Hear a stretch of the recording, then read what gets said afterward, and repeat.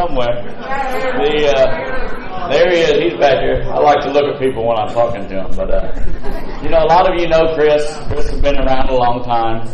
He catches a lot of flack sometimes because he likes to have fun. He'll sit there every now and then maybe and disrupt a meeting by speaking to see somebody who's next to him. But the bottom line is I don't know that I would be alive today if it weren't for Chris. He was there for me when I first got here. And, every meeting we read a reading that just for today, and it says to find someone who believes in you and wants to help you in your recovery. Chris was that man for me. He would ask me, because he was going to meetings almost every day, and this is 17 years, 2 months, and 3 days ago when I got here, and he would always ask me, he said, hey, we're going out to eat afterwards, you want to go? And I would say, sure, I'll go, and then I'd leave and go someplace else.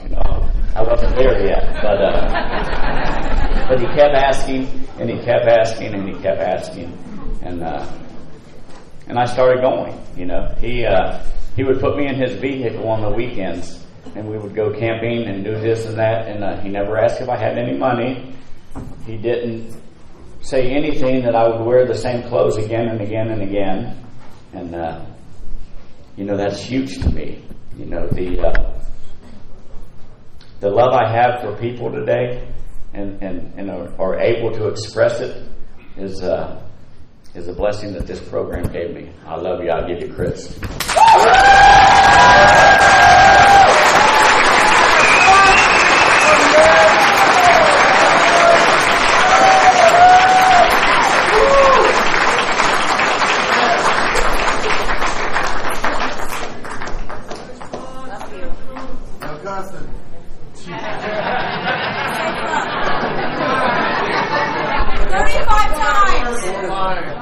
Chris Nomnag.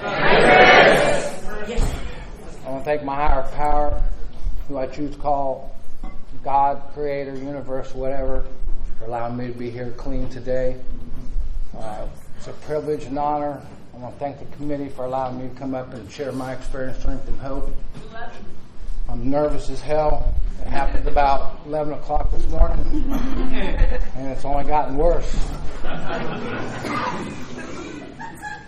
I got clean November 17th, 1982.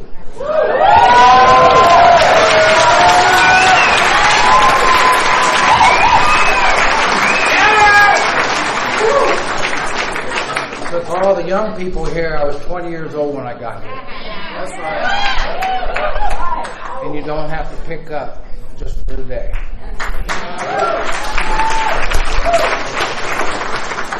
I'm one of them. I came in and I stayed. I'm going to try not to say the F word. So one of the things that this thing talks about love and peace and recovery is the theme. And on page 154 in Principles Guiding to Recovery talks about peace and love. And this is our second tradition. And I'm going to tell you a little bit, teeny bit about using dope, but not much, because we all know why we're here. I'm nervous, so I'm going to jump all over. So when I got clean when I was 20 years old, we didn't have no hardback books. And we had a floppy copy. And we printed them off, and WSO came and told us we can't do that. I started using when I was 11. I loved LSD. So anybody that remembers what LSD is, when you start using it at age 14, you wonder why I'm so slow in recovery.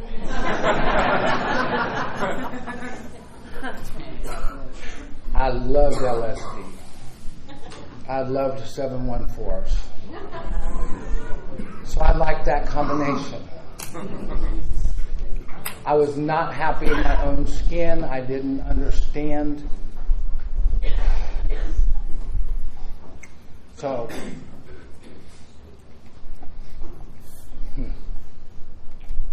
Allow emotions. Wow.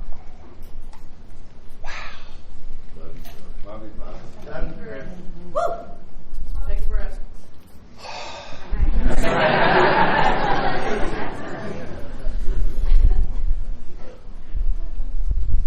When I got clean in Narcotics Anonymous, there was a group of people.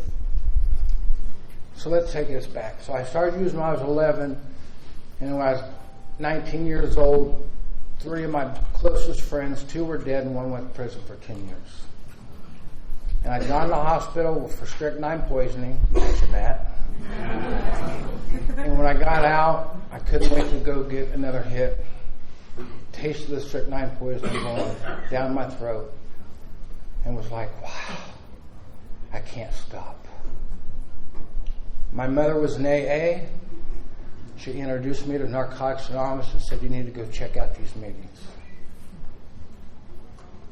My mother was hardcore. She treated me as any other dope fiend should be treated and said, you're not welcome here. I love you, but you can't come home. Because of that tough love, I came to Narcotics Anonymous. I still remember my first meeting that I went to. It was on a Wednesday night. It was called the Shelter Group in Morse Road up in Columbus, Ohio. And when I went there, you know how you feel when you're like done? And you see all these people laughing. You're like, ain't this stuff supposed to be serious?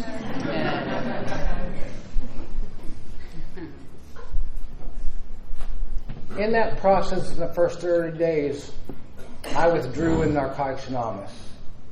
And I had Charlie horses, and I spilled coffee, and I didn't have a license, and I didn't have a car.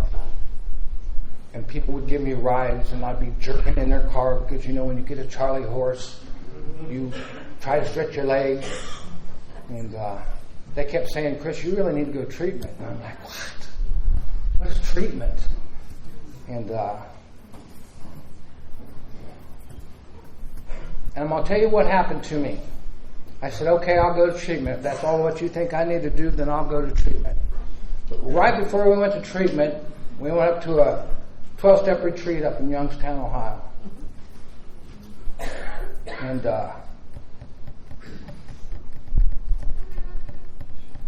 so what they did is some person would share, and we break up in little groups around these tables, and people start sharing on the first step. And so for this dope fiend, these people were like sharing like raw.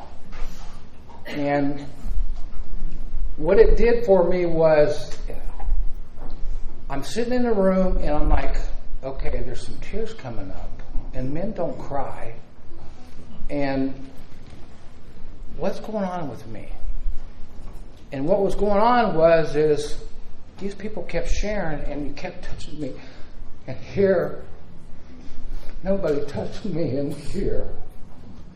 And I'm in a room full of dope fiends who are talking and sharing, and I'm like, wow. And it's like, you know how I feel? Blew me away. And then I went to treatment. And of course, treatment back then was the other fellowship.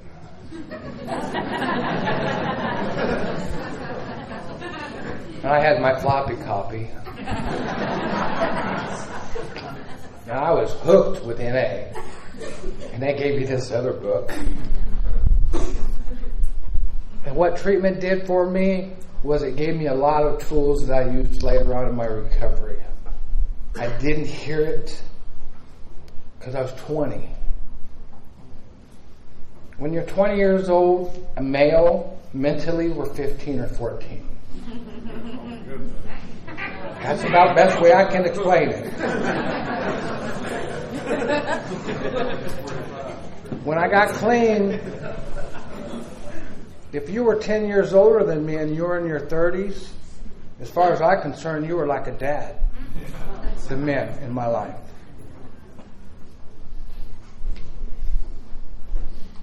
Because you were older than me and you were clean. And back then, I think we had people running around with 2 years clean and they were gurus.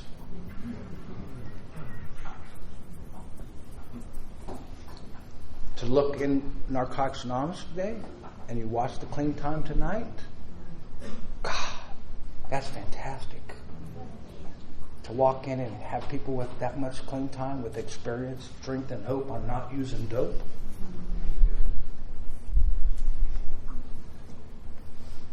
Ed told me, he said, we went traveling, but when I got clean, that's what we did, because we didn't have a meeting every night.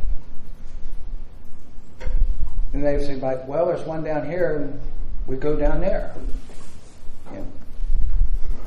And it was real different back then. So I said I wasn't going to cuss, but so when I got clean, there was people. Now, some of the process in my last 10 years of my recovery has been trying to come from here. And from here is where is where I've been trying to come to in meetings today.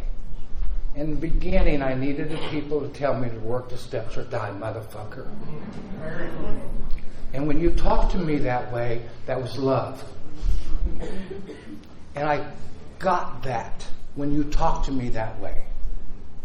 You loved me enough to say that to me. Today, it's like...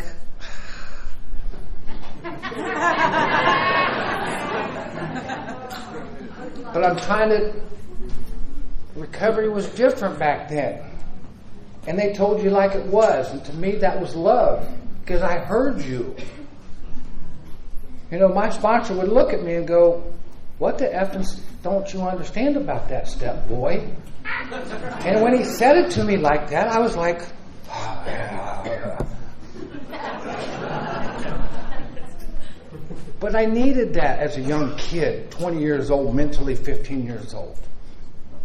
I needed someone to talk to me like a child, because I was. I didn't know how to live. I lived on everyone else's couch. I wasn't responsible. I remember coming to you guys going, how do you fill an application? You're like, what do you mean? I'm like, well, what do you put down on paper? Because when they say, what have you been doing for the last couple of years? Get high.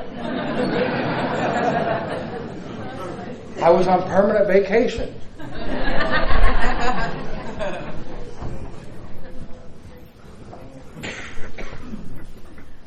Back then it was work the steps or die. Today it's work the steps and live. If you're new here, all I can tell you is that your expectations of what you think this might be, you have no idea. So I asked my sponsor, because I don't call him all the time, and I said, I'm nervous as hell, and he said, just be you.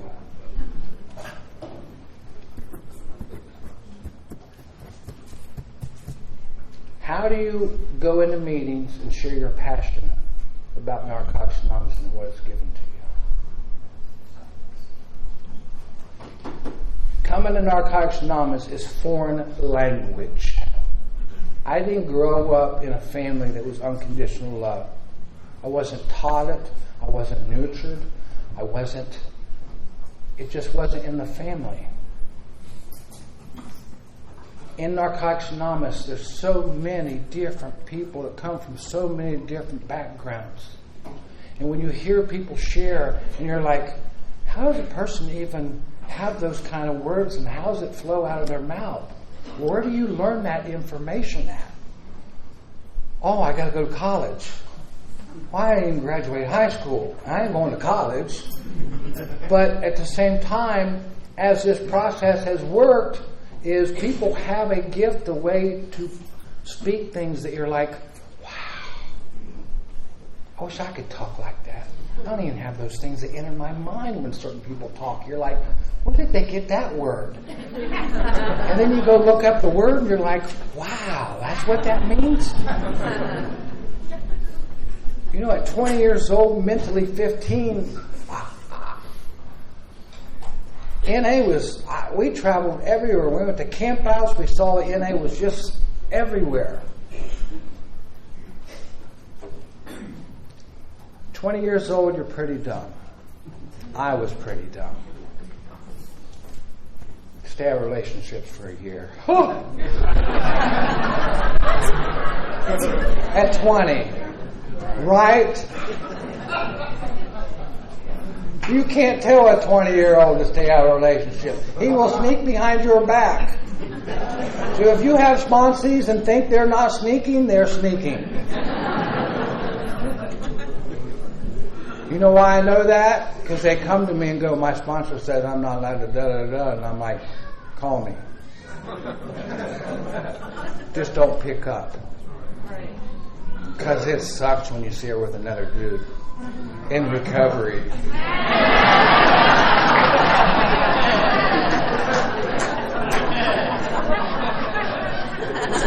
If you didn't know this was a feeling program, welcome to Narcotics Anonymous.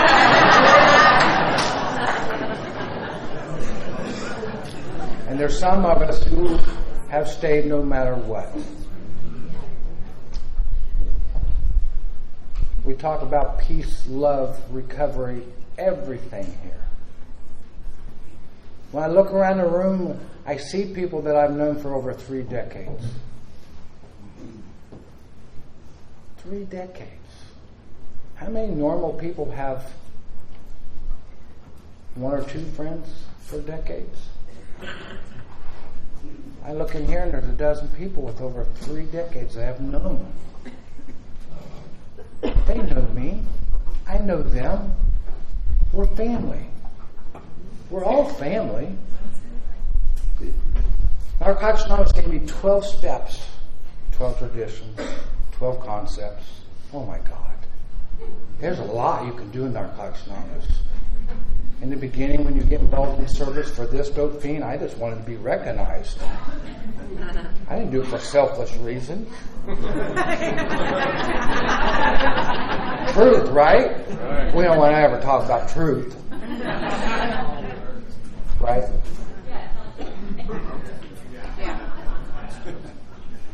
I've learned in Narcotics Anonymous is in here, I think I'm unique. When I come here, I know that I'm not. We talk about the first step in being powerless. And like I said in the beginning, the first time we go through the steps, it's about the drug log. It's about all the crap we did. And it's learning. Powerless. What does that mean? I have a disease of addiction. I'm powerless over a lot of things. Not just dope. My life become unmanageable over a lot of things other than just dope. Because you know what I want when I want it, I'm going to go get it. Because you told me I could go get anything once I got clean.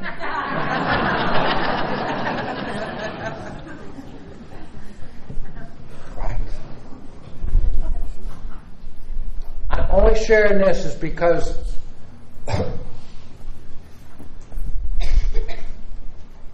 to look at the steps at the beginning at 20 years old, and I worked 12 steps in the first 13 months because I came from an area where it was hardcore and worked the steps like you know what. It was a step of the month. It was to get the drug log out of the way so the next time you go through the steps you can really see what you're powerless over and what makes your life unmanageable. And when we look at the second step and go, wow, that's really insane for me to keep doing that. At 22, 23 years old, you're invincible. Now you got a year and a half clean. You're walking on water. You want everybody to get this. Right? When you work 11 step or 12 step and you try to practice this and you want to grab people and take them with you everywhere you go, you know what I'm talking about. When that spirit hits you, I mean, that spirit's like, you want to save everybody. You gotta come check out NA, dude. It's freaking great. Was there. Loved it. Got involved with PI, went in all these schools. It was fantastic. But we always had to say, we're just a member. We're not Narcotics Anonymous. We're a member of Narcotics Anonymous.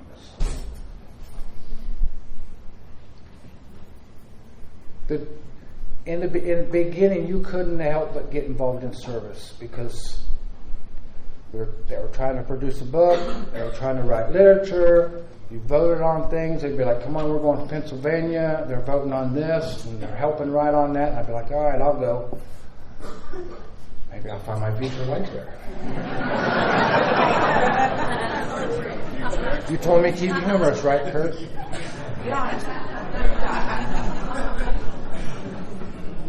You guys told me to stay away from all my old places and old things. Where am I going to find a wife?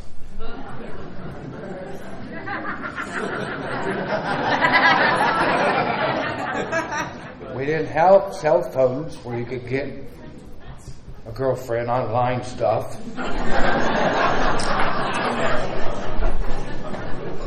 I don't even think we had computers back then. I got clean and still had the rotary phone. I had to go to the gas station and call my sponsor. 35 cents. Met my first wife in Narcotics Anonymous. Told her she had to have a year clean. She came up to me and said, I got a year now.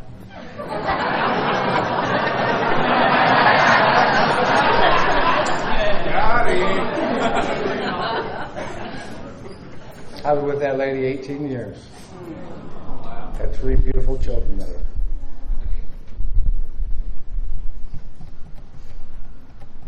I made my amends to that first wife. My first wife is happy and she's married again. That's all I ever wanted. You guys do the steps. When we look at the steps and we practice the second step. So what happens is when you keep doing this is you start to live the steps in your life. In the beginning, it's still writing it down, sharing it with your sponsor, seeing if he's going to talk about it, because you still don't trust everybody. That's what the street stuff taught me. You don't trust no one. And you come in here and you go, okay, I'll get this honest. To come back and then come back. So you get a little more honest on the step and share a little bit more. I love the fact that they said, find a higher power that's loving and forgiving, and throw whatever you learned that caused harm in your life out the door. And I was at this convention, and this guy said his higher power was a doorknob or a tree. A tree, that's what it was. And I'm like, a freaking tree? What are you talking about? And he said, go hug the tree till you feel the energy. Right? At 5 years later, I went and hugged the tree. When nobody was looking.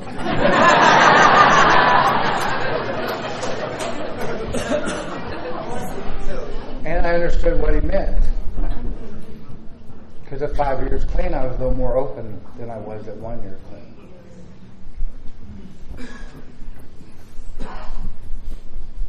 Higher power. My first introduction with a higher power was I looked at certain men in recovery, and in my head I said, if that MFer can stay clean, I can stay clean, and I'm going to use his. Because whatever was working in his life, I'm a watcher. I watch everybody and everything you do. And if you had a higher power and you prayed this way, I was like, well, maybe his higher power will keep me clean. And that's what I did in the beginning. And it has grown.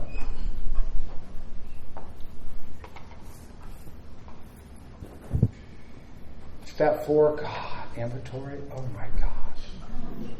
Thank goodness they have assets at the bottom of it. No, that's right. I used to think the 4th step was really bad, but it revealed stuff in about your 6th step.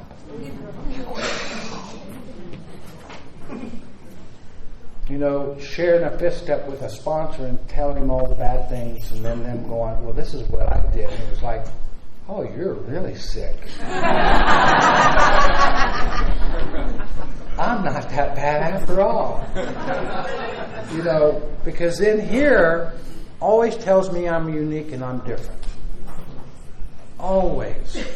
My disease always wants to focus on the negative. What I've been in my last 8 years is all I want to think about is the positive. The hardest thing about coming in Narcotics Anonymous is growing up as a man and going through all the things you guys told me that I shouldn't do. And no matter what, I stayed clean. I've been penniless, IRS problems, broke, in recovery, and didn't have to pick up dope.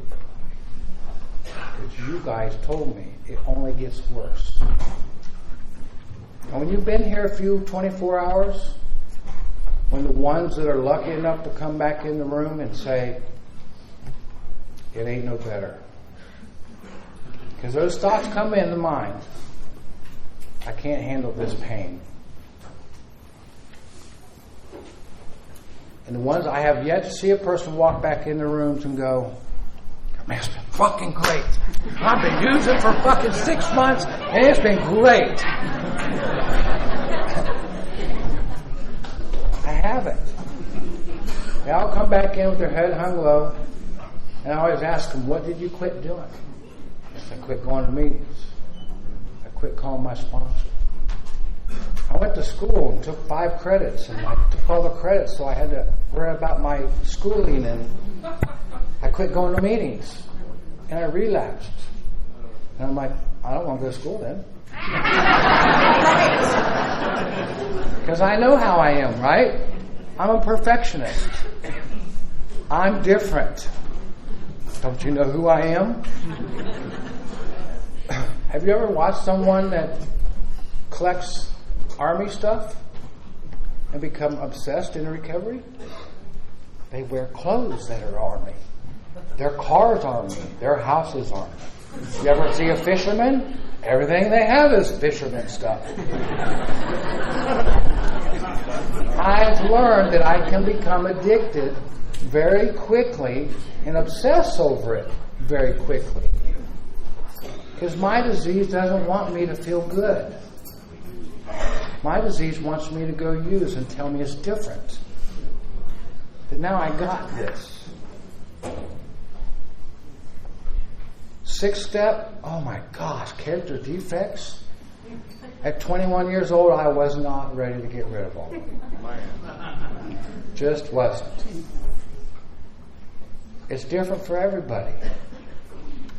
I have yet to meet a perfect person in Narcotics Anonymous. When you've been here a few 24 hours, you've seen people act out on their defects. They may have forgot, but I haven't.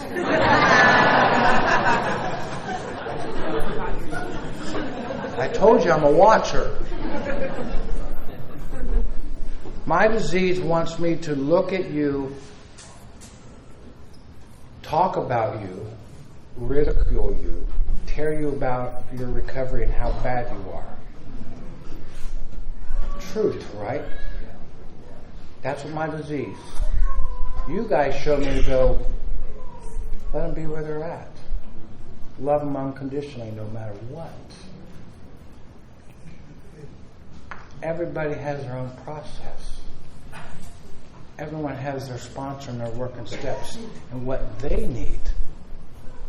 When I start thinking like that, I'm driving the bus and I'm in control, and you should do it Chris L's way. Narcotics Anonymous, hardcore. When we look at this and we look at the things that I learned in here, I learned from people. If you told me this is how the tradition reads, this is how it is, I'd be like, okay. I didn't sit back and go, wait a minute. I need to go read this for myself. What I learned was if I hang around people that are feeding me negative stuff like the disease wants me to hear, then I can sometimes go off in a different direction that I should be going. And because I have a loving higher power, He allows me to go do that. He'll look at me and go, why are you going that way? I'm like, it looks fun. Sounds exciting. And then when I come back to the path, He says, did you learn anything? And there's times in my recovery I can go, yeah, I learned a little bit. 5 years go by and you go, it'll be different this time. When we talk about how cunning and powerful this disease is, it waits around the corner. Property, prestige, and all that stuff will divert you from your recovery. Watched it, been there, done that. I'm a high school dropout who's had to start 2 businesses clean. Once had the IRS come in, take everything. A divorce took everything. And I didn't have to use dope over it. I did go to jail clean. You know when your lawyer says you pay him $250 and he says, don't say anything to the ex? But when there's children involved, you don't know how to not say things because your love for your children? Well, get you in jail. There's a reason, right? Kind of like when we first came in, sit down, shut the fuck up, take the cotton out of your ear, put it in your mouth. You don't know anything. Well, in truth, that's truth. We don't know. That's why we're Narcotics Anonymous in a room full of dope fiends like us trying to get clean. But the passion side of it is to sit down, go get his phone number, go get her phone number. Girls, you go get that girl's phone number. Guys, you go get that guy's phone number. That's what this is about. The 6th step, when I look at you and say, at 21, 22, I wasn't really willing to get rid of some character defects. I wasn't. It wasn't until it was time for me. People wanted to shake me. What is it that you're not getting? I'm not where you're at. I just don't get it. It's just going over my head. When the light bulb goes on, it goes on. But everybody's different. Everybody has to go through their process. When the light bulb goes on, you're like, damn, they've been telling me that for 10 years in Narcotics Anonymous. Where the hell have I been? What was I missing? I'm just trying to tell my truth. I've made every mistake you can make. I still look at pretty women in Narcotics Anonymous. And the part of it is like, that's your sister. How can you look at her that way? I'm like, oh, that's right. My eyes are broke. I don't look no more. Right? My eyes are broke. Whatever.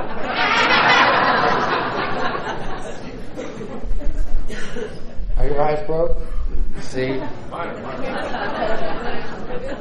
It's how I look at them today. I look at them and go, what a beautiful sister. There was a time in the recovery I went, wow, there's a 10, and I went right after it. You know what sucks about Narcotics Anonymous if you work steps? You have to make amends to women in the program that you may have caused harm. I hate making amends to women that I hurt in the program. Because at 22, I didn't know I was hurting them in the program. It wasn't until later in recovery that I went, went till the women got honest and shared. To women, we are so blessed here.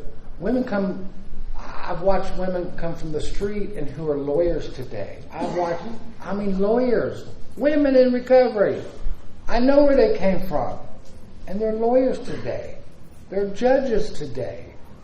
How do you tell people when they come in that this journey is going to take you places you have no idea? That's right. How do you tell a newcomer that, guys, look, if you're new, you're going to look at girls here, period. It's just what we do. I want love, just like everybody else. It may be the wrong way, but we learn from it. All my lessons, everything I've gotten in Narcotics Anonymous has been lessons. There's times in my recovery where my disease will go, how did my higher power let me do that? And then someone in the recovery go, well, you made the choice. What was your part in it? You know you always want to say, fuck you. I didn't have a part. Can't I just play a victim one time?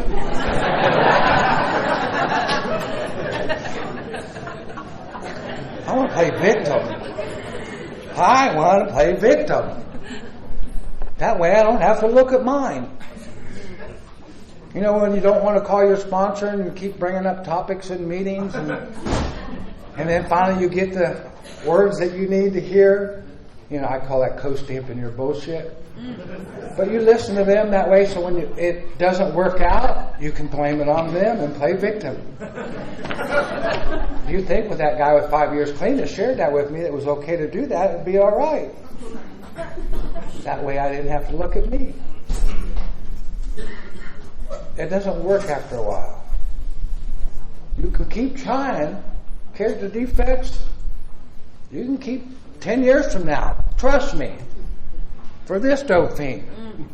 I'll get 5 of you and go, look, if we hit the wall from this angle, it'll be different.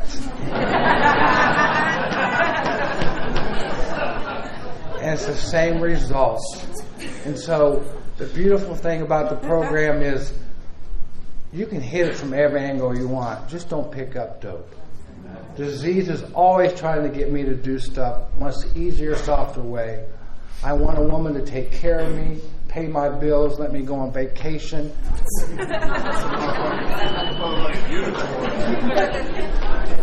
And when you get it, you're like, nah, she got too many rules.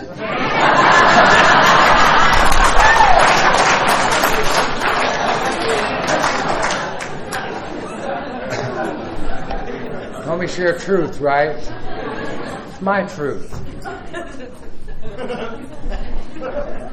The unique thing about this program is we always go back to the steps and go,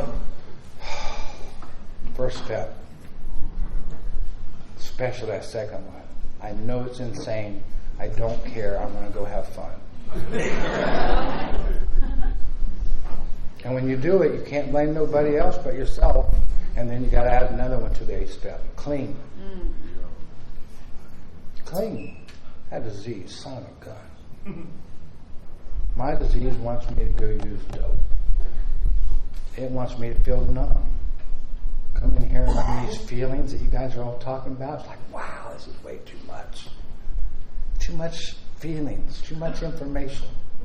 How do you deal with that? That's a lot. And that's all everybody does here. How do you feel it? Do I say the truth? Man, I'm hurting today, dude. I'm really out of my mind and blah, blah, blah. Or do I put on that fake smile and go, I'm doing good? None of you ever done that clean, right?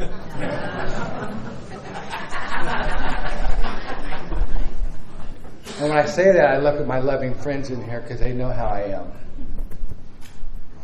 When you've been here a few 24 hours, people in Narcotics Anonymous have the biggest hearts. I've never met a group of people who have big hearts like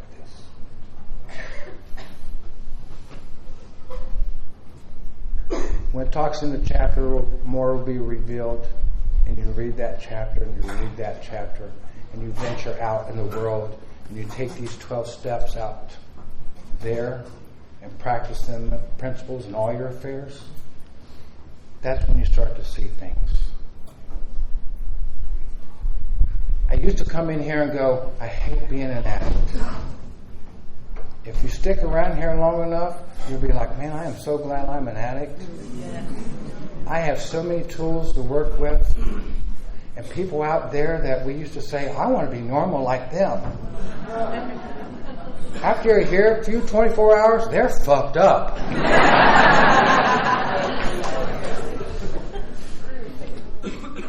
We have tools. You hear people when standing in line and you hear them going blah, blah, blah, blah, and you're like, oh my God, they're going to be miserable like that the rest of their life. They don't know they can change that. In my amends list, and I know I'm jumping around, but my father was one of those people that didn't say I love you, very cold man, wasn't shown any kind of love in his own life. He was raised in foster families. In Narcotics Anonymous, you guys allowed me to go to my old man. We hug here, right? So guess what you do when you go back to your family after you've been clean a while? You hug your family. And my old man, I would hug him. I'd say, I love you, and he'd say, me too. He didn't hug back. My first wife would say, why do you continue to invite your dad to the birthday parties? I said, because if I don't invite him, then I'm just like him. And now I have to teach my dad it's okay to love. And you guys taught me, and showed me how to teach my dad to love. Because after 20 years clean in Narcotics Anonymous, when I went through my first divorce, my old man gave me a hug and said, I love you, son. I'm proud of you. Because you told me it wasn't about him changing, it was about me changing. And that I can stop this today. How do you tell people that? It might take you 20 years. I was a dope fiend sitting in the chair going, man, that guy's been clean 2 years and family already bought him a goddamn car, a house.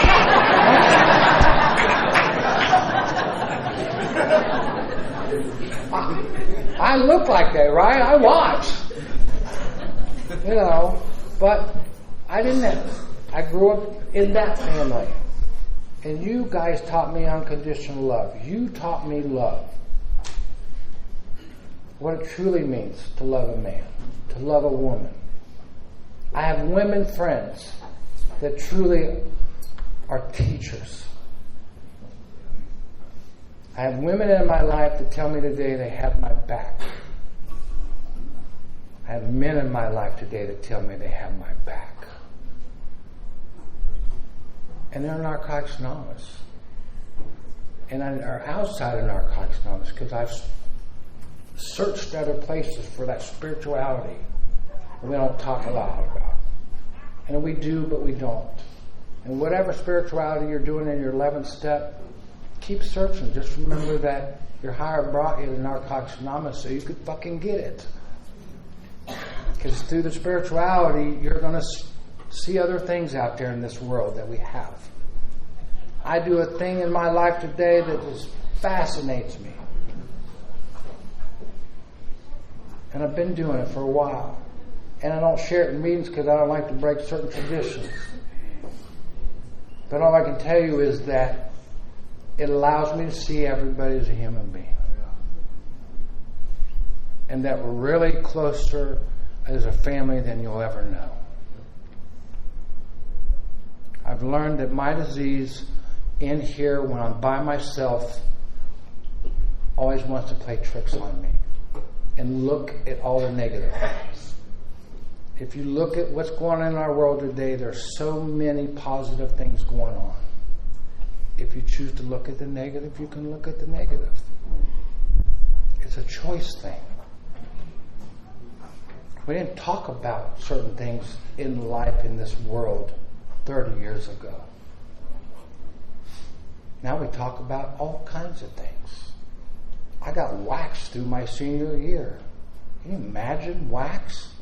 I mean, paddle, like hard.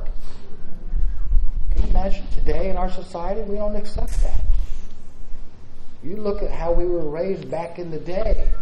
It was okay for Dad to go get a twitch off a thing and beat your ass. Welts. That's the era I grew up. They didn't know any better. Doesn't say that it's a bad thing. It's just they didn't know any better. God, we live in a society where you can talk about anything anymore. Abuse, whatever. In Narcotics Anonymous, we have tools. We know people make mistakes. Out in the real world, they really hound the shit out of people making mistakes. You know, this program has saved my life. I still continue to go to meetings. I don't call my sponsor like I probably should because life's been pretty good to me. I've been blessed. I tell people all the time this has been a fantastic journey. I wouldn't trade it for the world. I wouldn't trade it for the world. I've been given a second chance, and you guys showed me how to be positive, how to speak from my heart. There's times in the recovery where you're like, sit down, dude. You don't know what the fuck you're talking about. And you ain't helping nobody. But then you got to be loving and go up to him after the meeting and say, hey, dude, you got a sponsor?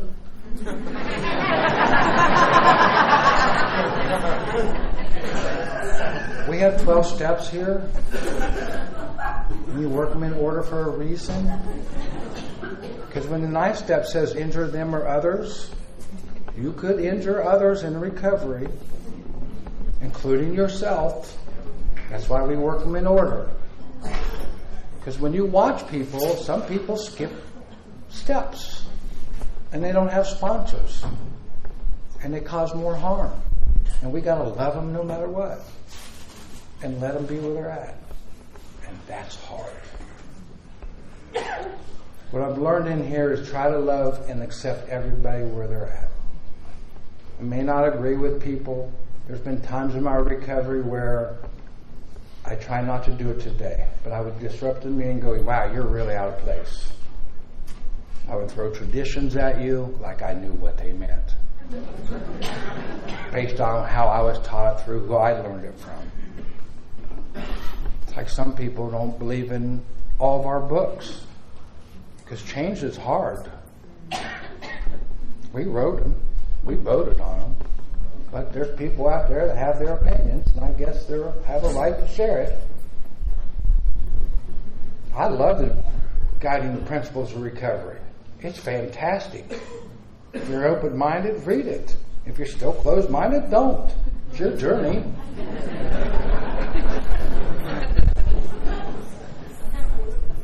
I had to touch base on that because it seems to be a big problem for some. Not pointing any fingers. I love you no matter what. It's just where we're at in our journey. I have to remain teachable. I have to be willing to grow. And I still try to do that today. It's been a hard It hasn't been a hard. I chose to make it hard in some of the choices I made. I can tell you today that finally in my life I can look at a really, really woman that I am interested in and go, wow, there's a 10. And then I keep watching and I go, okay, 8.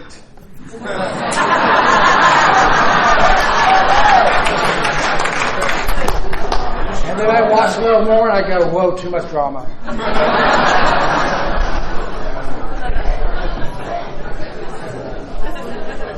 It took me 25 years to get there. It's my process. Not my sponsors, not my grand sponsor, my process. I wasn't going to touch on that, but then since I said my grand sponsor was more of a friend than he was my grand sponsor. I got clean with Ivan. I met him when I had 6 months clean because he had 6 months clean more than I did.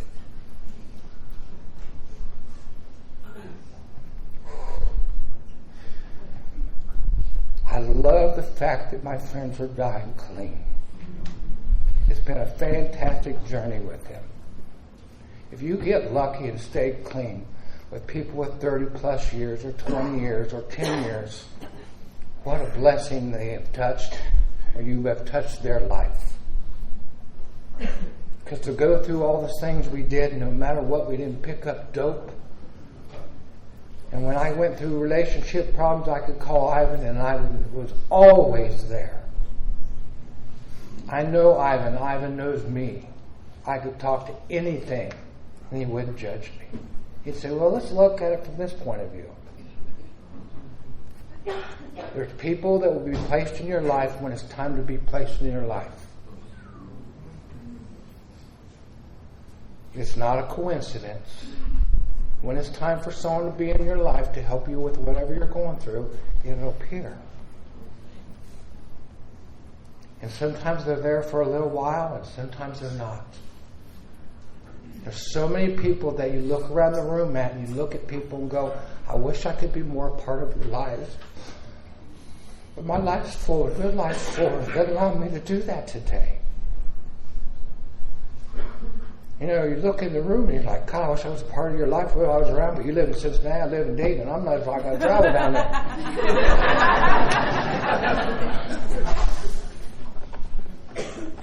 You guys are giving me a life that I can't even explain. I got grandkids now. Like, wow. And that's another whole joy. I was blessed. My kids grew up in Narcotics Anonymous. And my kids would go, well, where's so-and-so? And I would be like, oh, he chose to use drugs and he died. Now, I know that's not everybody's experience here. But I've been blessed. My daughter might have had a problem. I would tell her, well, not everybody goes to Kettering Hospital for alcohol poisoning. You might have a problem. But I was always truthful with my kids. And you guys taught me it was about choices. That's what I do with my children. It's about choice. It's your choice. But here's the consequences. I didn't make the rules. You guys taught me about choice. You taught me about my part. If you want recovery, it's here. If you want to take it slow and easy, it's your process. You can go after this as much as you want. There's people in your area, if you want to go travel with them, they travel once a week and we'll go check out other meetings. How bad do you want it? We got this step working guide, right? It's about this thick. And it repeats itself because it tries to break through your denial. Some of us are hard-headed. I heard someone share the other day, we finally wrote something for dummies. It's a step working guide. It's only this thin. Now, I'm going to go to college and get this book this thick. Because when I get an education in my big house, I'll be okay. I've had the 3 dogs, 3 cats, 3 kids, remember? White picket fence, hot rod, 2 hot rods. I couldn't just settle with one. A business, lost it all through a divorce, clean. What a beautiful journey. I learned. She was a good woman. I learned. She learned. We can talk today. It took us 18 years till we started having grandkids to be able to talk again. Just the way it is. Some people are like, man, I was best friends with my ex-wife.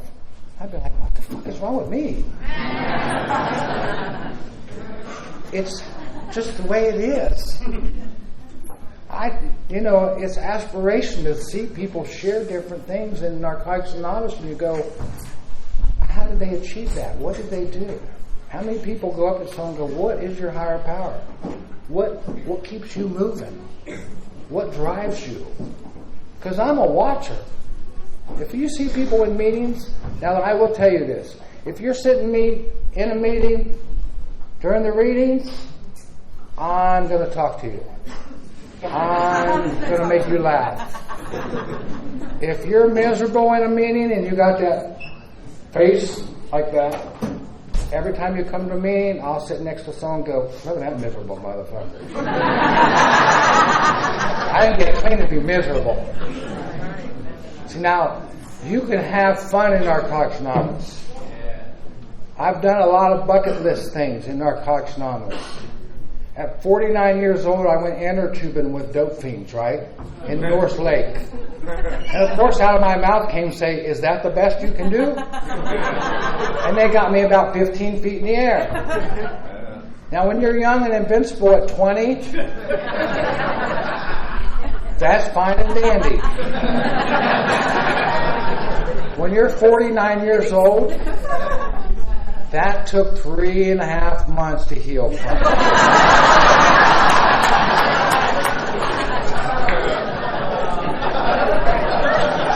Guess what? I don't inner tube no more. Mentally, I want to go inner tubing. When them old guys say, when you get old, you feel these kind of things, I'm like, not me. I'm unique. I'm different. And you get to them ages and you're going, darn freaking old men. So I have a new obsession in life. And I'm trying to quit these goddamn cigarettes. But I will tell you that I walk 4 miles a day today. I've lost 33 pounds this year. Because I'm trying to do something healthy.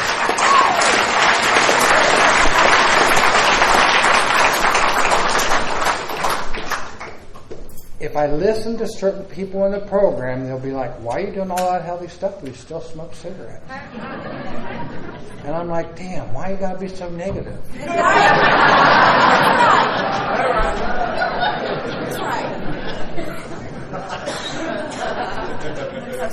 I've learned through asking other people for help. I was 30 pounds ago, I carry my 20-pound grandson. He's heavy. And I'll be like, here, honey, you can take him back. And she'll be like, Daddy, you used to carry 30 pounds. What's the problem? But I was achy. It hurt. You know what I mean? I have a new obsession. I love my body at 56 years old. I didn't look this good when I got clean.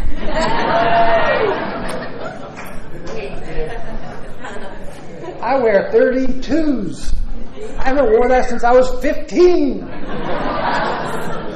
And I'm going, I was 56 now, and now I got a little indentation in here. That's fucking great. Why didn't I do that when I was 20? I'd have really got a hot girl.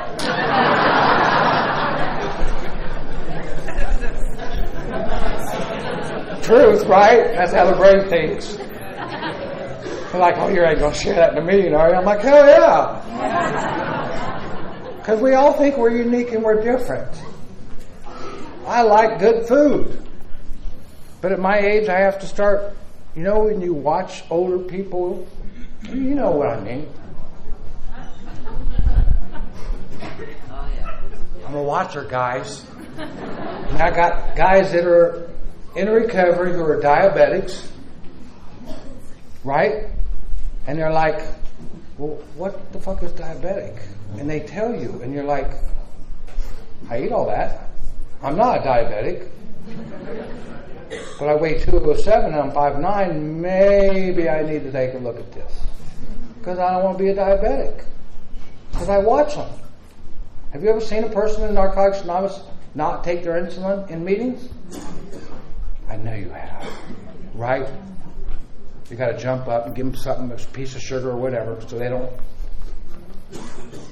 In a meeting, scares the shit out of you. But if you don't know what that is, you're like, what the fuck is wrong? They didn't take their insulin. Huh? You guys taught me again, 12 steps, tools, apply the steps, look at it. That's what I'm doing today. I'm just telling you, some people just don't like to tell the truth. And it's okay. They won't tell that they used to be that way. They won't tell them that they make mistakes early in recovery. It's okay. It's their journey. But I'm always going to tell you the truth. I have nothing to hide. If you need to talk about me and not talk about the newcomer, go ahead. I have people that talk about me all the time.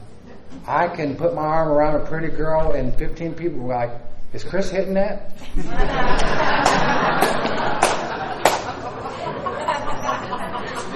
My true friends will call me up and go, dude, are you hitting that? And I'll be like, no, dude, I just have my arm around her. What the? Really? Let's get real honest. I'd have to take a blue pill to be with that girl.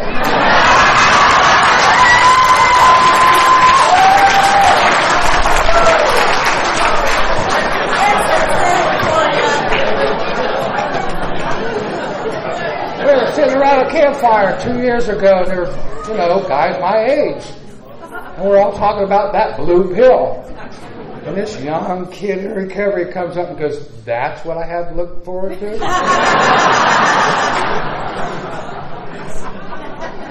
mean, because now it's on every commercial. If you take this, you can have this. It's the fantasy. I'm not married. My sponsor's married. There's just some things we can't talk about.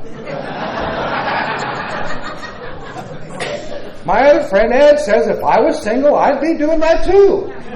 He speaks truth. Right? I don't mean to put you out there, brother. I love you. But when we talk truth to each other, that's where the healing is. That's where the healing is. I don't tell a 25-year-old don't do that, because they're going to do it. I get 25-year-olds come to me and go, my sponsor said they're going to fire me if I do this. You don't have a right to fire nobody. If you think you're God and you have a right to fire someone in Narcotics Anonymous, go talk to your sponsor. Show me in the book where it says you can do that. Just tell it like it is, right? Show me in the book. I love that saying. Show me in the book what the fuck you're talking about.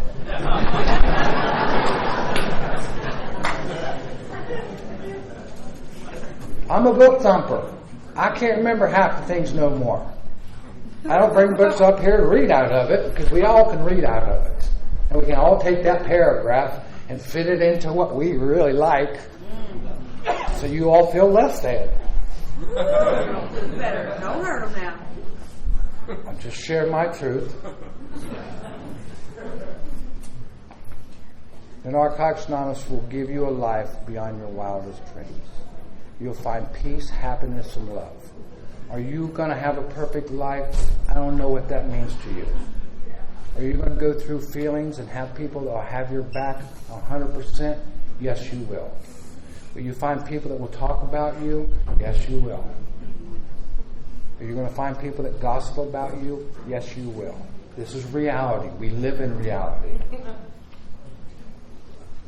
The ones that are there will be there for you. 100%. They will have your back and love you unconditionally. That's been my experience. I've done things where people talked about me because of my actions, and the people that loved me were able to come up and say, Chris, I got your back. I love you no matter what. Don't run away and don't use. If I ask for help, my higher power puts those people in my life. I have to come in and be honest and tell my part, my truth. I don't want anybody to go out the doors and use. That's miserable. I shared at a meeting earlier that I got clean with a buddy of mine that had the same amount of time I did, and he chose to go back out. And I just never understood relapse, because I never relapsed. But when he shared, I was like, wow. Because I'd be like, dude, let's go to Middletown. Nobody knows you there. And he'd be like, fuck yeah. And I couldn't understand. But he shared it in a way that I heard it. Don't know why I heard it now in my life. Maybe it's because I'm more open today. Maybe I'm trying to listen to people that talk from their heart today. I don't know. It happens when it happens. I'm trying to be more compassionate with people today. I'm trying to really be compassionate, emotionally available. I didn't grow up with words like that. I didn't grow up with words like be present for someone. What does that mean? I didn't grow up with those words. You guys taught me those words. And then you have to practice it. Oh, this is very uncomfortable. They're grieving and I got to be there supportive and be present. And this feels so awkward. I'm telling my truth. Because when you keep doing it, then you, through practice, you understand. Sometimes it's easier to go, yeah, I know deal with that. They need to call someone else. If I want to grow, I have to practice. My doctor on his label on his office says, practicing doctor. I'm like, what does that mean? He says, Chris, they taught us this in school. They keep coming out with new drugs. We got to read all this shit again. If I take vitamin B12, I might as well have taken Black Beauties. Makes my hair stand up, balls hurt. I can't take vitamin B12. This is for this dope fiend, right? The dope fiends will come in and go, man, you got to try some vitamin B12, man. It'll really make you feel good. No, it does not. Not for this dope fiend. It brings back too many things 30 years ago. So I've learned, you try things and go, yeah, that ain't for me. It's not the end of the world. Disease is a funny son of a gun. If you don't get anything out of this program or anything out of tonight, all I can tell you is work the steps.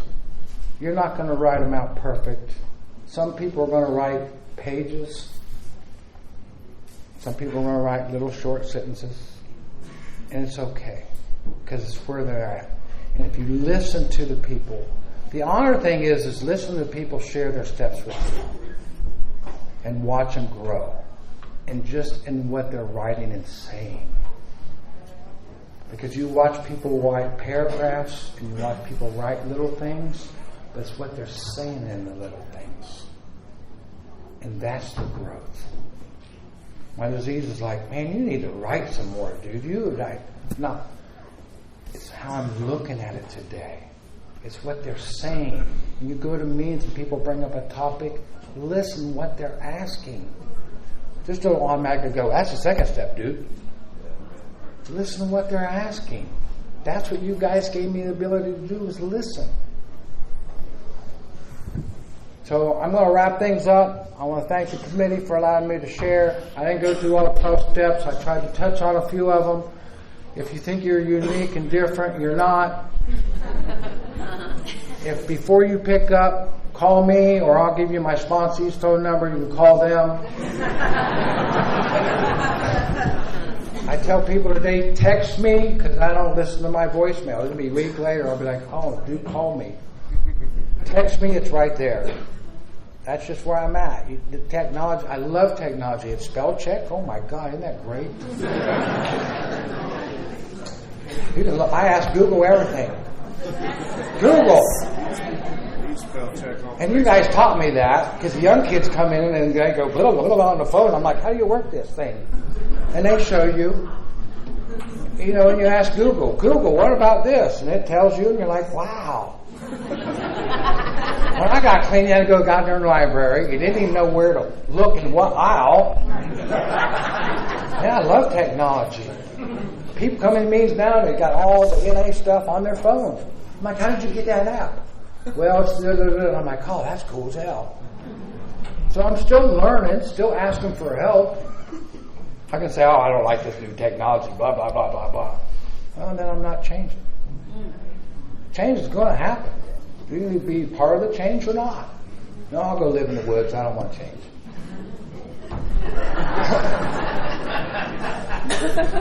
I want to change constantly. I want to be teachable. I want to remain teachable. I really want to talk to my heart. I really want to get out of the ego. I used to talk real hardcore in meetings and be just that. I was a tradition stomper. I used to wear a SWAT t-shirt. That was Service Workers Attack Team, because if your meeting wasn't doing it right, we would tell you. Wow. I don't know what those fiends thought of that. You had a shirt that had Purist on it, right? Wow. But that was our recovery then. And it kept me clean. And so I don't know what time the meeting ends, but I see people looking at their clocks, so I'm grateful. If you didn't get anything out of this message, please go to another convention. Hear someone else's, you'll identify. I guarantee you, if you just keep coming back, you're going to hear your story. Right. It's going to touch your heart. And people are cutting like this right now. So I'm going to talk for another 20 minutes.